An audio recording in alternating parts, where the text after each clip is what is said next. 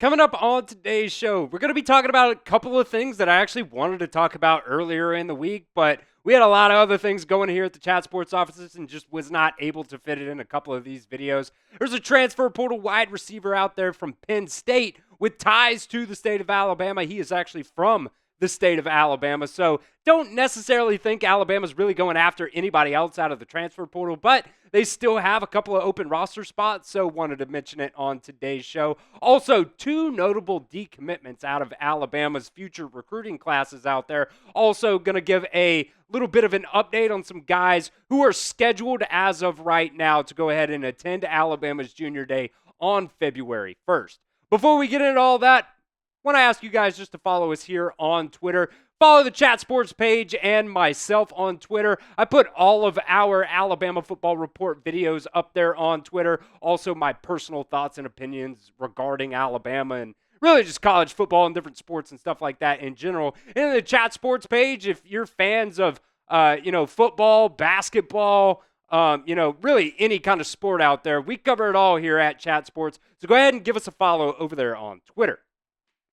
All right, the first thing we want to talk about today, a transfer portal transfer player that entered the transfer portal here a couple of days ago, Harrison Wallace III from actually Montgomery, Alabama, entered the transfer portal from Penn State, one of their top receivers from the season, which isn't really saying much considering the last game they played, they had 0 receptions from wide receivers, but, it is what it is. He was pretty decent throughout the entire season. You see right there, 46 receptions, over 700 yards, a couple of touchdowns as well.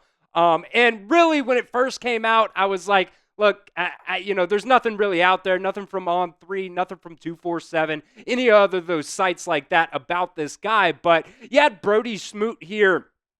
He right now works for Touchdown Alabama magazine. He did make this point, so I was like, might as well throw it on a show. He said Alabama could be done recruiting the wide receiver position until after the spring. However, it might be difficult for Alabama to pass up on Wallace.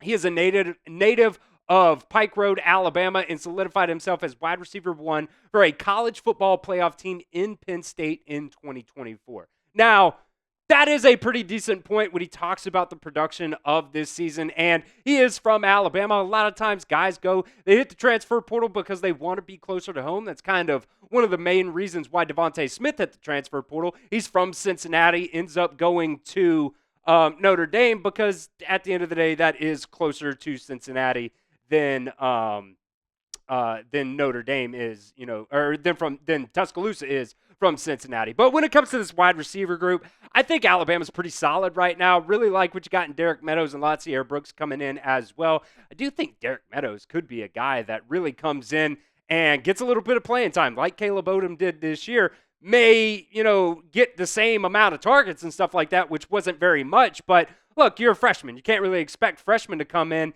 and just lead the team like Ryan Williams did this year. But at the end of the day, Ryan Williams is kind of a freak. So I kind of like where Alabama sits right now at that wide receiver room. And, considering we haven't heard anything like that on any of those other sites, I wouldn't really expect this to be a player that Alabama really goes after. Let me know here at the pinned comment, is Alabama good at wide receiver? How do you feel about the depth there at that wide receiver position? Type Y for yes or N for no at the pinned comment of today's video. Also, want to talk about a couple notable decommitments here for Alabama. We'll start off here with Ty Haywood.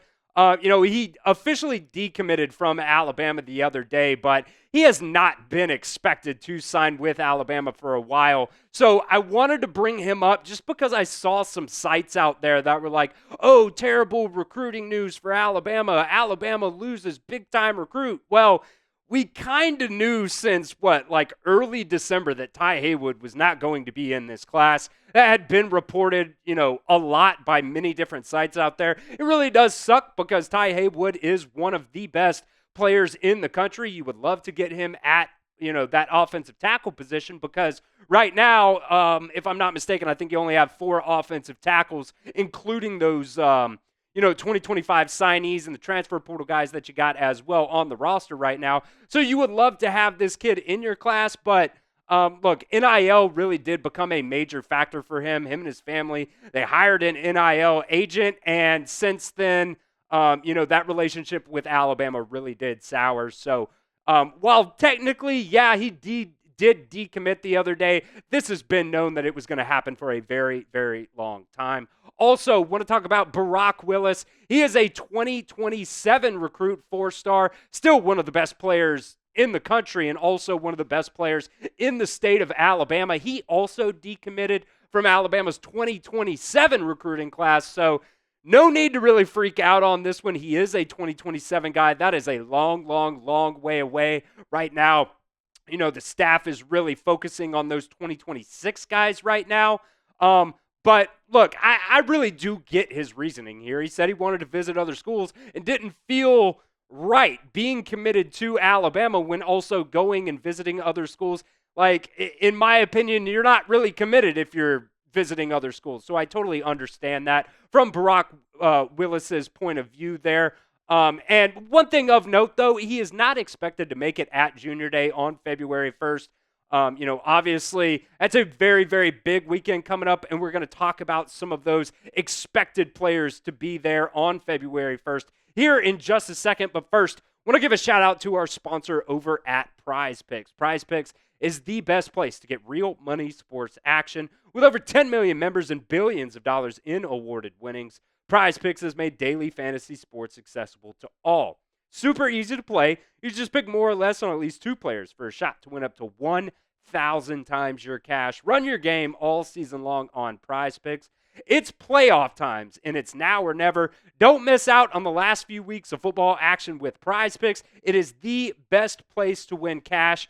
While watching playoffs, Prize Picks is also the best way to get action in more than 30 different states, including California, Texas, Georgia, and Florida. One of my favorite things about Prize Picks is the flex play. They give you 2 options when you put in your Prize Picks slates. You can either go with the power play, you get every single one of your picks right, and you get a bigger payout. But with the flex play, you can get one wrong and still double your money. This is our Chat Sports slate for this weekend's slate of games. Went with Lamar Jackson and Josh Allen, both more than on rushing yards, as well as pretty much an anytime touchdown there from Joe Mixon. Could be a rushing touchdown or could be a receiving touchdown there for them. We ended up going with a flex play on there. I highly recommend it.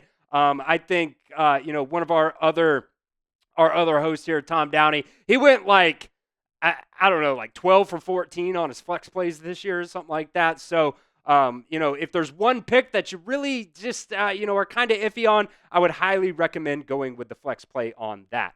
So download the app today and use promo code CLNS to get $50 instantly after you play your first $5 lineup. One more time for you guys, download the Prize Picks app today. Use promo code CLNS to get $50 instantly after you play your first $5 lineup. You do not even have to win to get that $50 bonus. It is just guaranteed. That link's in the comment section and the description of today's video. It's Prize Picks. Run your game.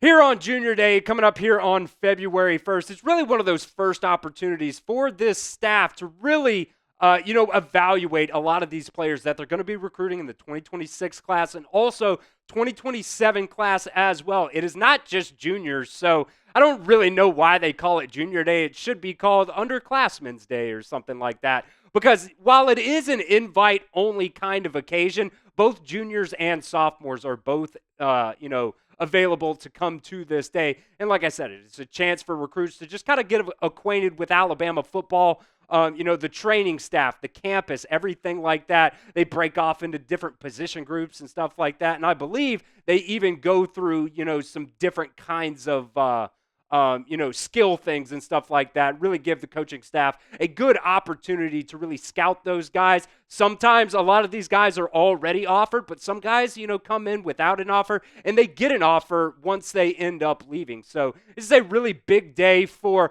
a lot of schools out there. Some of the guys in state right now in that 2026 recruiting cycle, Zyan Gibson, one of the top players in the state of Alabama. He is right now the only commitment in Alabama's 2026 recruiting class. Then you got the number 1 player in the state of Alabama in Anthony Jones. You got the number 3 player in the state in Cederian Morgan at that wide receiver position. And then 2 other players that we've mentioned here just briefly on the past couple of episodes here. You got Jamarion Matthews and Kamhariyan Johnson as well. Johnson is a really more of a defensive lineman right now, but they've got him listed as edge.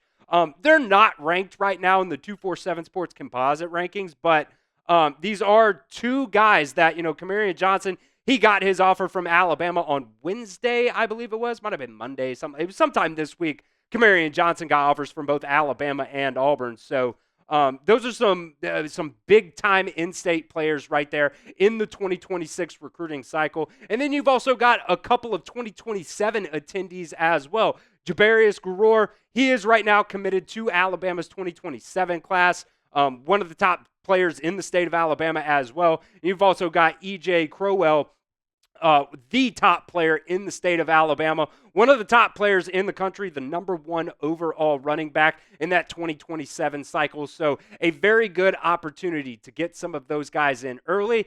And, at the end of the day, it's just going to help yourself once that 2027 class really becomes a priority. So let me know here in the comment section, guys, what is your confidence level in this Alabama staff recruiting top in-state talent? I know a lot of people were really disappointed in kind of how this previous class went. I know Auburn got like 8 of the top 10, like 13 of the top 15 players in the state of Alabama. So really, there's kind of this narrative that this past class was not a great class in the state of Alabama. It might be a little copium, but, we'll see once those players really, get some playing time for Auburn there. But scale your confidence level for me in this staff recruiting the top players in the state of Alabama. Also got some notable out-of-state attendees as well. Lamar Brown, he is the number 1 overall interior offensive lineman, number 1 player out of the state of Louisiana. Elbert Hill, the number 1 cornerback, the number 1 player out of Ohio. Xavier Griffin. Right now, he is currently committed to USC, but I think getting him in, for this junior day here is very notable. He is from Georgia, so a little bit easier of a, commute. But look, there's other schools out there who are also having their junior days on February 4th. So he very well could have gone somewhere else as well. Jonathan Hatton, Braylon Womack. We talked about Womack, the other day is the number 2 safety in this class, number 2 player from the state of Alabama, also former teammates with London Simmons. So, you got him in your 2025 recruiting class. He called Simmons a, hidden gem in that class. So little bit of a, connection there as well. Got some more out-of-state players. We talked about Sincere Johnson on yesterday's video. He's ranked number 108 overall right now. Number 7 linebacker in this class. Number 4 player from the state of Ohio, Max Sutter. Number 5 tight end, number 2 player out of the state of Illinois, Jordan Edmonds. He's number 114 overall, number 11 cornerback.